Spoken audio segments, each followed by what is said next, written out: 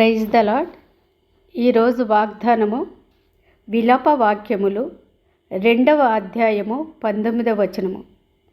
నీవు లేచి రేయి మొదటి జామున మొర్రపెట్టుము, నీళ్లు కుమ్మరించినట్లు ప్రభువు సన్నిధిని నీ హృదయము కుమ్మరించుము. నీ పసిపిల్లల ప్రాణము కొరకు నీ చేతులను ఆయన తట్టు ఎత్తుము. ప్రియ సహోదరి సహోదరుడా, ప్రార్థనతో ప్రారంభించిన ప్రతి పనిని దేవుడు సఫలపరుస్తాడు. నీవు ఉదయకాలం లేచి దేవుని సన్నిధిలో నీ హృదయాన్ని కుమ్మరించు. ప్రార్థన మన పరిస్థితులను మారుస్తుంది.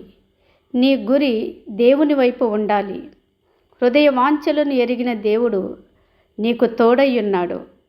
దేవుని వాక్యం సెలవిస్తుంది, నాకు మొరపెట్టుము, నేను నీకు ఉత్తరమిచ్చేదను అని. నువ్వు కుటుంబం గురించి, బిడల భవిష్యత్తు గురించి చింతించుచున్నావా? నీ చింత యావత్తూ దేవుని మీద వేసి విశ్వాసముతో అన్నా దేవుని సన్నిధిలో తన హృదయాన్ని కుమ్మరించినట్లు నీవు కన్నీటితో దేవుని పాదములు పట్టుకో. నీ సమస్యలు ఇతరులకు చెప్పితే హేళన చేస్తారు, అవమానపరుస్తారు.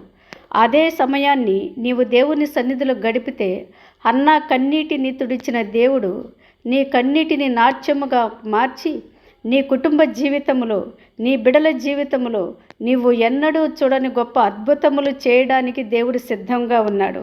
నమ్మినట్లయితే గొప్ప కార్యాలు చూస్తావు. ఆమేన్. దేవుడు మిమ్మల్ని దీవించునుగాక.